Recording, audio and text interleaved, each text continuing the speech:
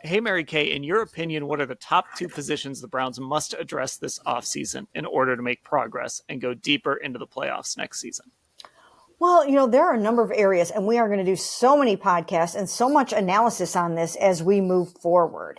But probably one of the number one things that I would be looking for if I were them would be a receiver. We don't know exactly what's going to happen with Amari Cooper for next year yet because he has a like 20 some $1 million contract for next year.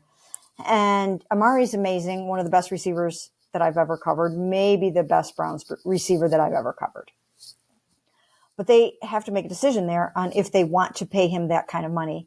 And if they don't want to pay him that kind of money, is he willing to come back here for an opportunity to win a Super Bowl with Deshaun Watson at less than what he's under contract for right now? Or do they restructure it in such a way that they can make it doable? I mean, he's so good for this team that I hope they can keep him. But I would be going out and finding another Pro Bowl caliber receiver. If you want to go the distance, you cannot just have one Pro Bowl wideout on your football team. You need two.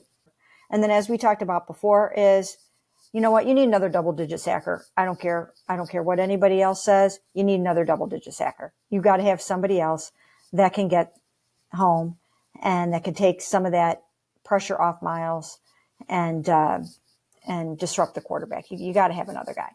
But they need to have somebody else that teams really, really fear on that defensive line.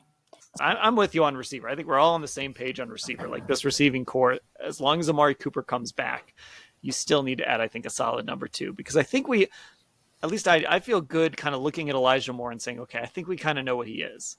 And that's a useful NFL player who's got a role, but he's got to be in the right role. Yeah, he's got to be in the right role. And again, I don't 100% know if we know who he is when he's with Deshaun, because that was very much a Deshaun-driven acquisition. Deshaun needs this kind of guy to do this kind of job. So, let's see if he unlocks the potential of Elijah Moore. Maybe we do know what Elijah Moore is. I don't know.